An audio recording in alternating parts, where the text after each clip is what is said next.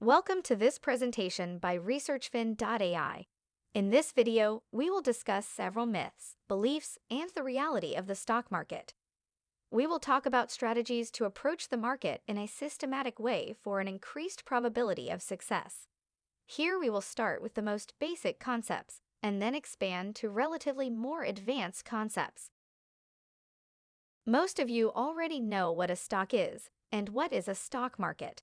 But since we are starting from the basics, let's talk about it anyway. A stock represents a unit of ownership of a company or a share of the company. A stock market is a marketplace where stocks are bought and sold. Although in reality, it is more like an auction house than a general marketplace, as a transaction happens with the highest bid available for the lowest ask price of a stock. Money in the stock market is made from buying and selling stocks. Profit or loss is the percent difference between the sell and buy price, which is also known as the return on investment. Another way that money is made is when the companies pay dividends to the shareholders. This is usually some share of a percentage of the profits made per stock. It is essential to understand the stock market's history and how it started. The world's first stock IPO, that is, the initial public offering, which is when a stock is first made available to the public to buy, happened in August 1602 for the Dutch East India Company. It was then that the world's first formal stock exchange was established in Amsterdam in 1611 to facilitate the easy transaction of these stocks. The primary objective, when the stock market started, was to help companies raise capital for their businesses. The companies would issue stocks and sell them to the public to raise capital, which they can then use for the expansion of their business or for further research and development. It also enabled the public to own a small percentage of these businesses and earn a share of the profits made in the form of dividends. The stock market transactions in these stock exchanges happened manually in the marketplace through voice bids. Later, that came to be known as the trading pits. A lot has changed in the stock market in the past 400 plus years.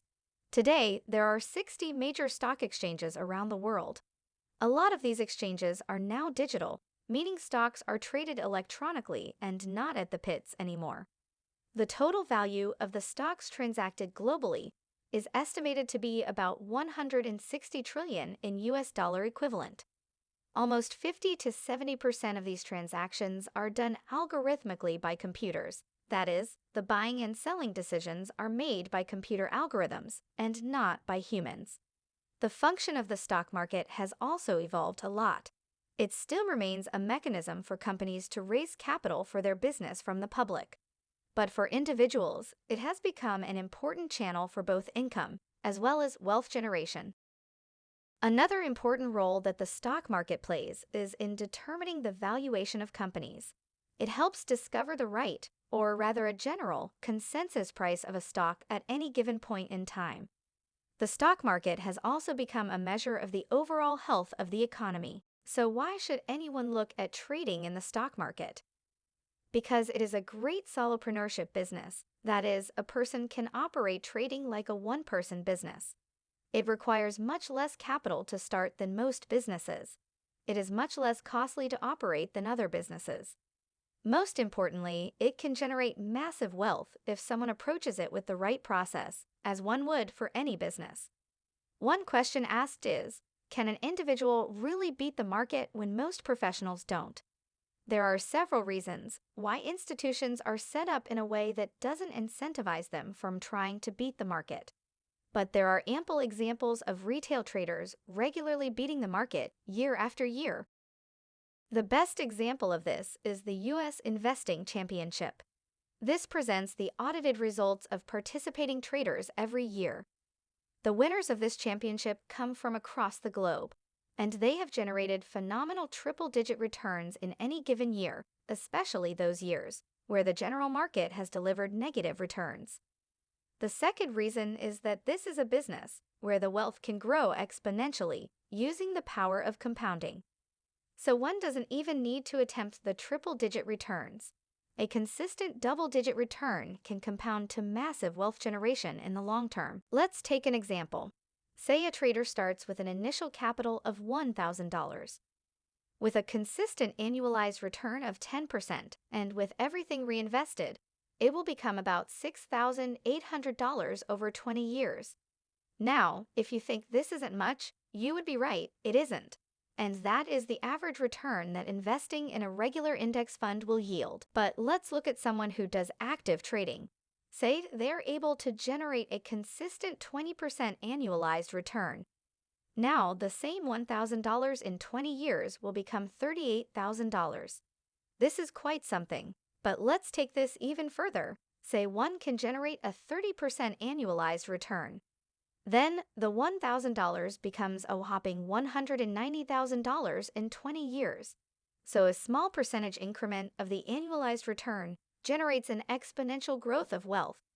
What happens if someone is able to generate a 50% annualized return? They would have $3.3 million at the end of the 20 years. The power of compounding is mind-blowing, isn't it? Is it practical to expect something like a 50% annualized return for a 20-year period? There aren't recorded performance data of retail traders, for obvious reasons, that someone would not want to share their individual finances with the world. However, we can draw parallels from the hedge fund world. Renaissance Technologies, which is a systematic hedge fund started by mathematician Jim Simons, has generated an annualized return of 66% in the 20 years from 1998 to 2018. Interestingly, they don't hire any finance or trading domain experts. They are all scientists, mathematicians, computer engineers, physicists, and the like. They trade systematically and algorithmically. They have generated the return in account size of billions of dollars. It is much harder for institutions to generate big returns for several reasons. For one, it is much more difficult to move in and out of stocks quickly with a large asset under management, also called AUM in short, as it could move the market against them. Second, they can only invest in highly liquid and high-float stocks again due to their AUMs. Retail traders don't have these constraints and so can generate bigger returns. Now, let's spend some time looking at some of the myths and beliefs that people have about the market. Alongside this, we will explore the reality of the market and then deduce what is the right strategy to follow in such a market. The number one myth about the market that people have is that everyone can make money in the market. People believe that if someone is not able to make money in the market is because they lack stock market education. Unfortunately, this is not true. Well, not entirely true. A person can be knowledgeable about the market but still lose money. The reality is that the stock market is a zero-sum game. So here, for someone to win, others have to lose. In fact, for the market to function the way it does, it is always that only a small group, like 5% of the traders, will be successful, and they will make significant money from the rest, 95% of the traders, who would lose money. If everybody wins, then nobody will make any money from the market. And if even half the market wins, the other half will end up making only a small profit, as the wins have to be distributed amongst a large group of people. I know this sounds harsh, but that is the reality of the market. So the strategy for the market is not just to learn the stock market theory, but to learn how to be in the winning 5%. That takes more than a general market education. The second myth about the market is that all stocks will go up in the long term because the businesses are growing. This leads to the belief that buying and holding stocks is the best approach. Unfortunately, this is not true. That is because the stock market is a legal form of a Ponzi scheme, for lack of a different term. I know this sounds a bit blasphemous, but again, that's the dark truth of the market. The market, and correspondingly the indices, go up not because of the business growth, but because there is more money infused into the market on a regular basis. If, say, everyone stops putting more money into the market, there is no way for the general market to go up.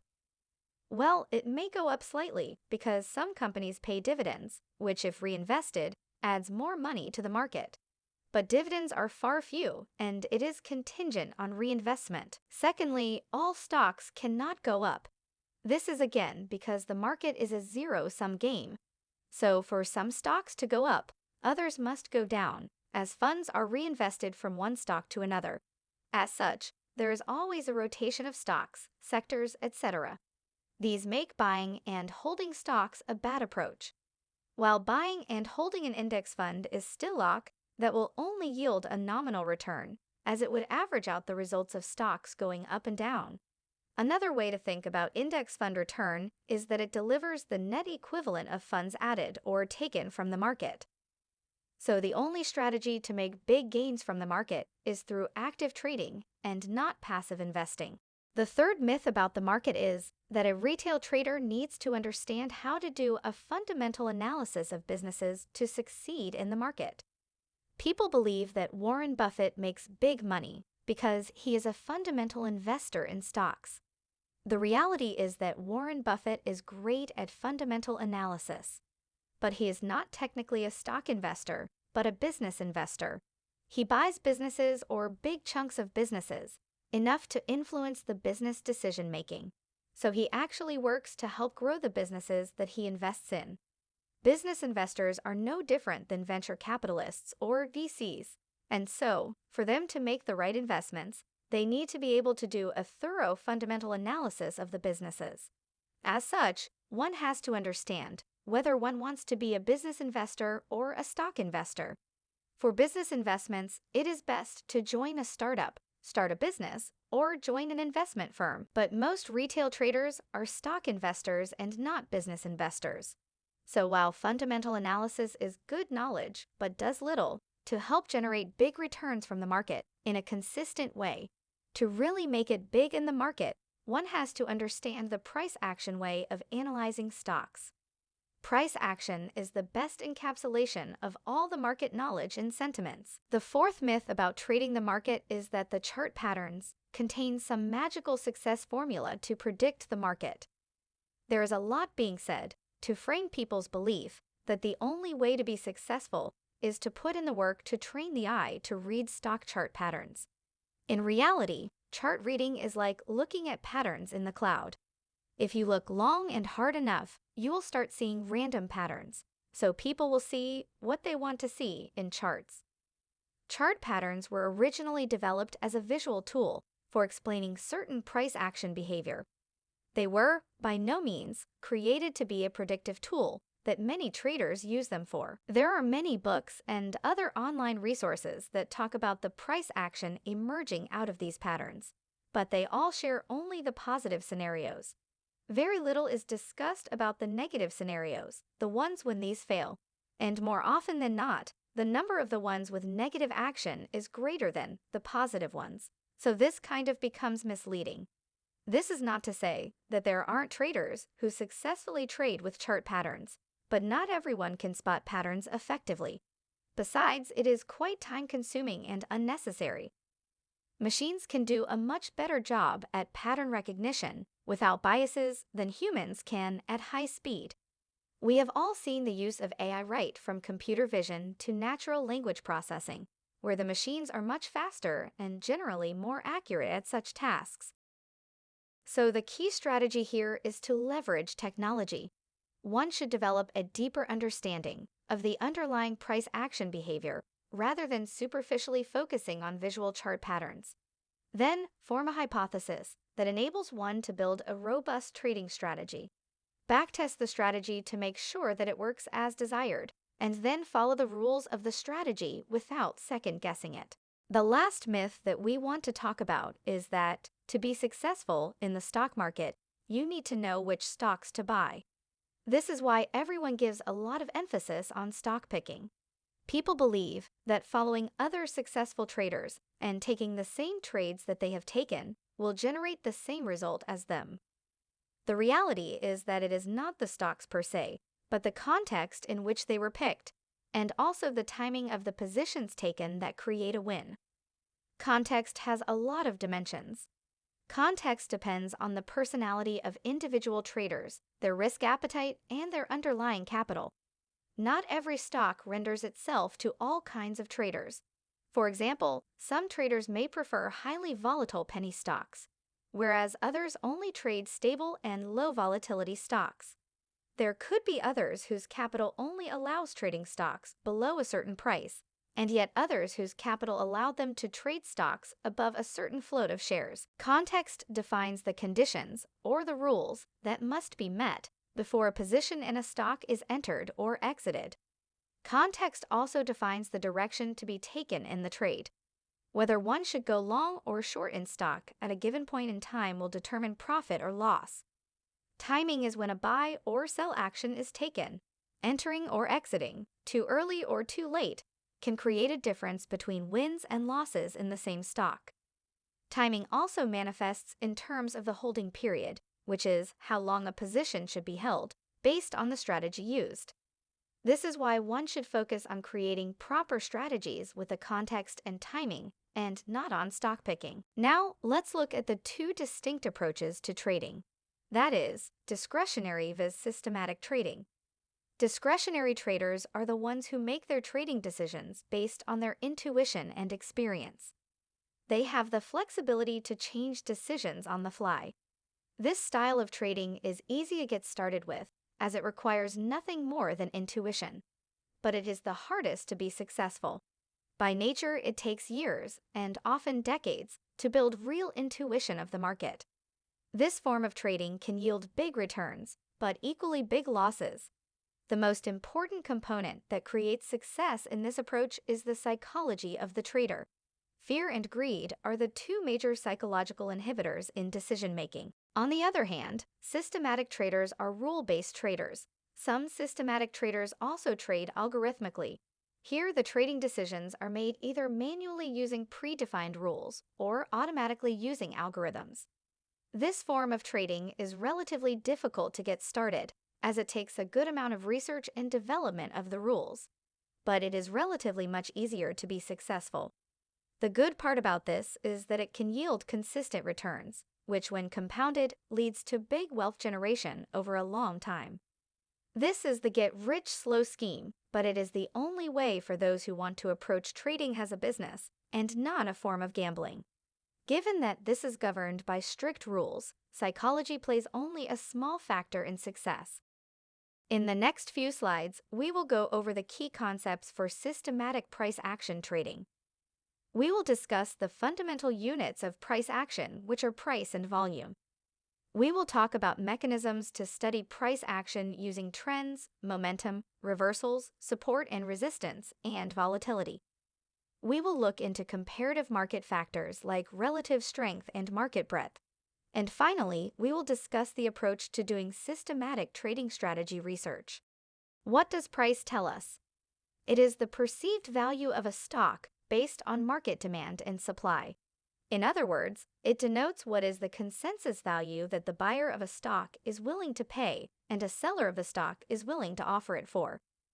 Since there are too many transactions that happen in the stock market on any given day, it is very difficult for humans to process so much data to comprehend the price variations happening in the market across all these transactions.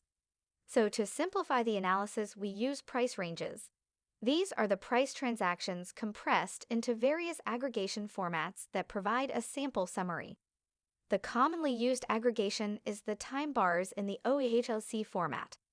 This shows the open price, high price, low price, and close price of the transactions that happened in a defined time period like 1 day, 1 week, or 15 minutes. The visualization, commonly used to represent this, is a candlestick chart.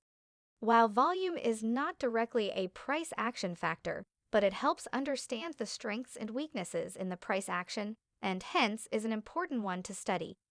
Volume measures the number of shares of stocks, or the contracts of derivatives of a security, that have been traded over a specified period, say a day. Volume tells us about the market activity. It helps understand the level of buying and selling activity in a security.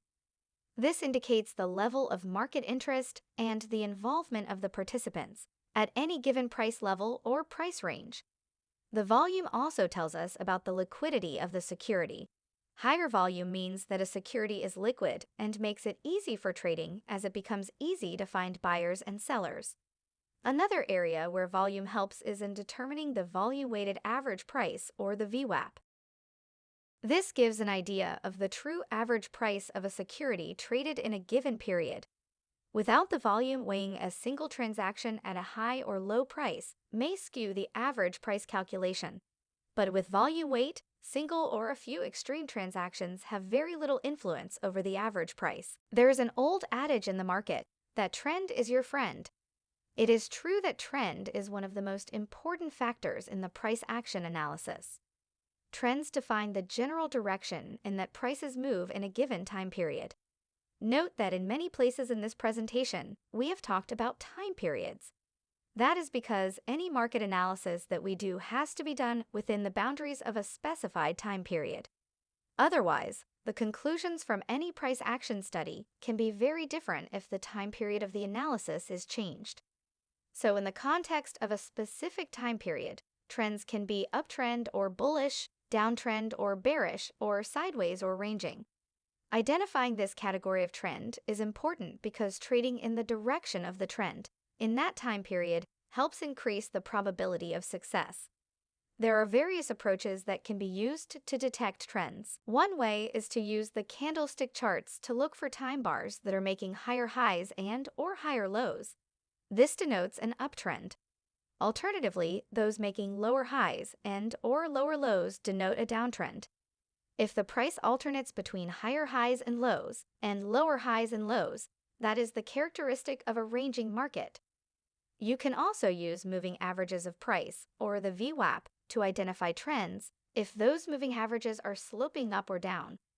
Often multiple moving averages, using a fast and a slow moving average, can be used to determine trends based on which one is above the other. Trend lines can also be drawn using regression algorithms between various high and low points. The slope of these lines helps identify trends. The related concept to trends is momentum. Momentum indicates the rate of change of the price in the direction of the trend. This is important as it helps detect how strongly the price movement is aligning with the trend. So it increases the confidence to trade in the direction of the trend. It can also be used as an early warning of weakening trends.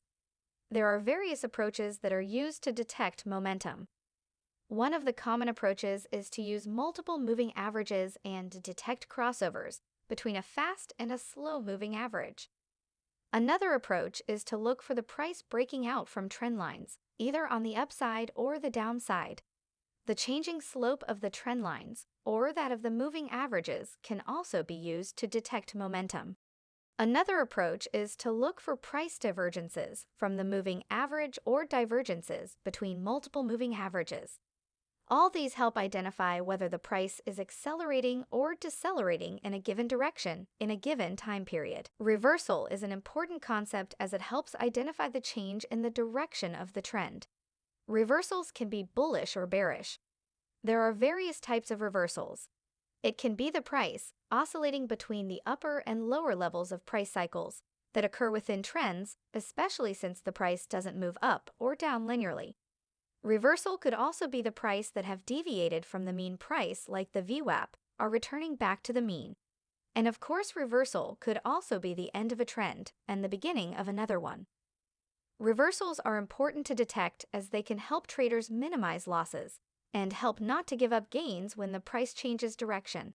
Again, there are several ways to detect reversals. Price crossing the moving averages or different moving averages crossing over in the opposite direction of the trend can denote reversals.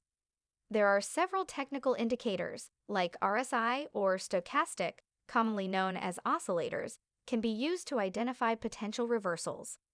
Also, a trend channel that comprising of the upper line and lower line of a trend, or channel-based indicators, like Bollinger Bands or Keltner channels, can also help identify when the price reverses from any of the upper and lower levels of these channels. Support and resistance are behavioral concepts, as most traders pay attention to or trade using these. These are price levels that act as psychological or behavioral barriers that prevent the price from moving further in a particular direction for a certain period of time. Support is the price level where the demand for the security is strong enough to prevent the price from falling further. This is the level where a lot of buying interest is generated, either for new long positions or buying to cover for already opened short positions. Typically, support level is where bullish reversals are likely to happen. Resistance, on the other hand, is the price level where the supply is strong enough, which prevents the price from rising further. This is the level where a lot of selling interest is generated, either for new short positions or selling to take profit for already opened long positions. Typically, resistance level is where bearish reversals are likely to happen. Usually, the trend lines, moving average lines, or previous local maxima or minima price points are some examples of levels that can act as support or resistance. One interesting characteristic of the market is that when a price breaks down from a support level, that level becomes a resistance level. Similarly, when a price breaks out from a resistance level, that level becomes a support level. One important aspect that helps traders navigate the right time to enter or exit the market is the measure of volatility. Volatility refers to the degree of variation in the price of a security or the market over a defined time period. Volatility affects the pricing of options and other derivatives of stocks. Volatility presents both opportunities as well as threats for traders. High volatility can create opportunities for traders by delivering bigger gains when right, but it can also increase the risk of losses for those who are not prepared or get it wrong more often. Volatility can be measured using various methods. These include calculating the standard deviation of price from an average price. Indicators like average true range, or ATR in short, can help measure volatility. In options trading, there is the concept of implied volatility, or IV, which is a measure of expected volatility in a particular time period.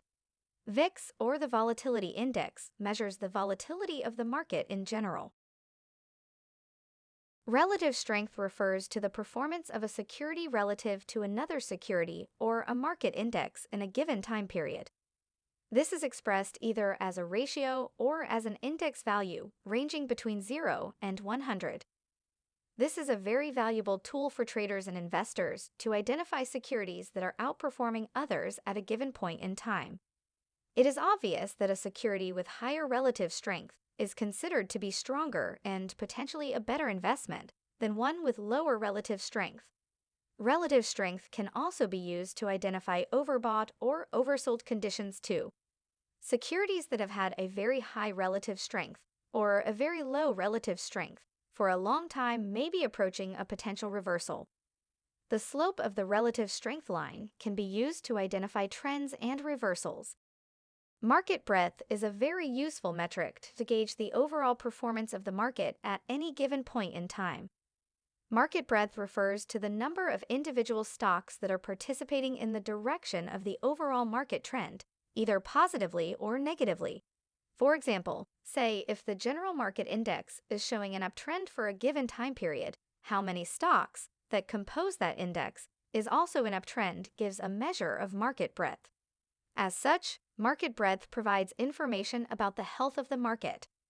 There are various different ways to measure market breadth.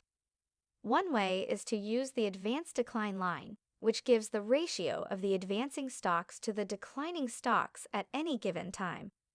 Another way is to look at the number, or a percentage, of stocks that are making new highs or new lows at any given time. Yet another way is to look at the number, or a percentage, of stocks that are above or below certain moving averages like the 200-day moving average.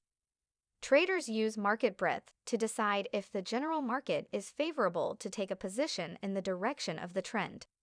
Generally, it is observed that when the market breadth aligns with the direction of the trend, the probability of success is higher for positions that are taken in the direction of the trend. Alternatively, market breadth can also show signs of a weakening trend. Now that we have a good understanding of how to analyze price action, we can apply them to create a trading strategy. A trading strategy is a systematic plan that outlines a set of rules and guidelines for making trades in financial markets. A key objective of the trading strategy is to help traders achieve specific financial objectives in a given time period. Since every trader is different and everyone has individual goals and objectives from the market, it is important for traders to either develop their own strategy to suit their needs or adapt trading strategies to fit their needs.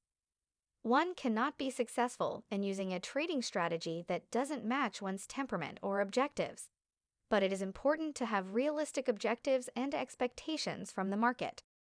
Successful trading strategies usually anticipate a price action or behavior of market participants. Wait for a confirmation signal that confirms the anticipation, and then take an action that includes buying and selling of securities. We like to call this the SACA framework, that is, systematic anticipation, confirmation, and action framework. The important components of a trading strategy include 1. The setup. This defines rules that determine which securities to trade and what conditions define a good opportunity for a long or a short position. This is the anticipation component. 2. The entry. This defines the rules of when one would enter into a trade for the securities that match the setup filter. This is the confirmation for the buy action in a long trade or the sell action in a short trade. 3. The exit. This defines the rules of when one would exit from a trade to either take profit or to stop loss. This is again a confirmation of the sell action in a long trade or the buy action in a short trade. And 4. Position sizing. This determines how much of one's portfolio should one allocate to the trading strategy or to individual trades. There are various different mechanisms used for position sizing, like the Kelly criterion, the factor of the risk associated with a trade, volatility-based allocation, and others. Again, traders should use an approach that matches their style. It is important to measure the performance of a trading strategy over different periods of time. Here are some of the metrics that can be used to evaluate a trading strategy. Number of trades.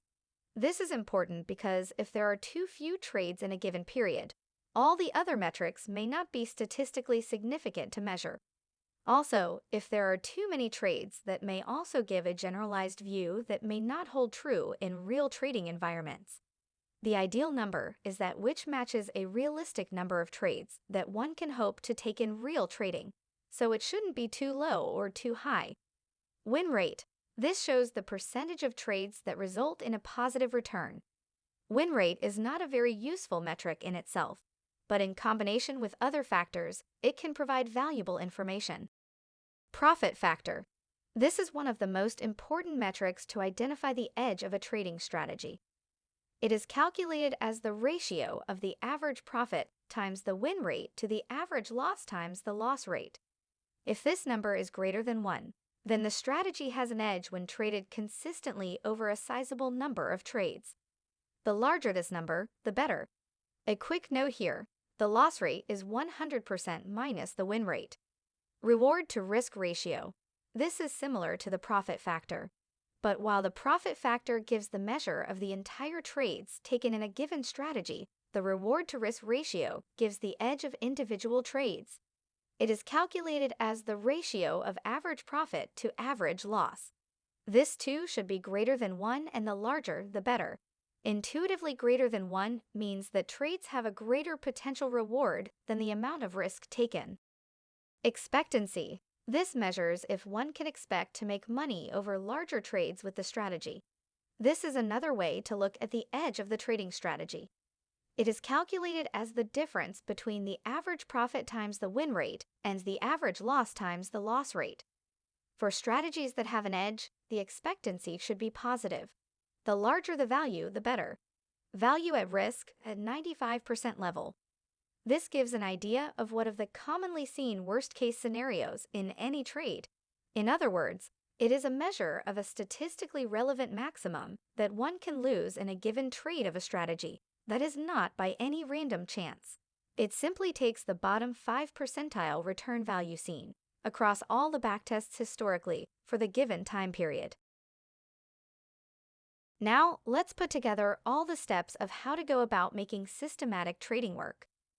The first step is to research different strategies using the price action concepts discussed. The key is to anticipate what other traders, the 95%, are likely to do. The outcome of this step is the setup rules. Second is to design strategies with rules that will anticipate the actions of other traders and accordingly take the position before or take a counter position. based on the hypothesis that we form from the market behavior. The outcome of this step is the entry rules. Third is to define risk management rules that tighten the loss but account for volatility to give enough wiggle room for the price to generate profit. The outcome of this step is the exit rules. Fourth is to backtest the strategy across different time frames to remove any time bias. Also, multiple random stock selections from the eligible list should be simulated to understand different paths that the market may render itself, as the past trades are unlikely to present themselves in the same order in the future the same. This helps to ensure that the metrics are acceptable across most of these simulations. Fifth is to forward test the strategy in the market by paper trading it. This will help you understand how the strategy will hold going forward. This should be done before deploying real money to the strategy. And then, if you are satisfied with the strategy, follow the rules of the strategy to trade strictly and don't let emotions influence your decisions. Finally, always remember that the market is stochastic and market behaviors change all the time. So you should be prepared with multiple strategies that work in different market regimes. Remain vigilant to look for early signs of the market environment changing and when strategies start to fail. Always be ready to iterate. This covers the introduction to systematic trading. Thank you for watching this video. To learn more on how to use ResearchFin.ai, the beginner-friendly, no-code trading strategy platform, visit www.researchfin.ai or follow us on Twitter at ResearchFinAI. You can also read the book titled Systematic Trading is Hard, but Every Other Way is Just Harder, written by Ruben Fukin, the co-founder and CEO of ResearchFin.ai. This has been a bestseller on Amazon when it was launched. See you soon on ResearchFin.ai. Happy systematic trading!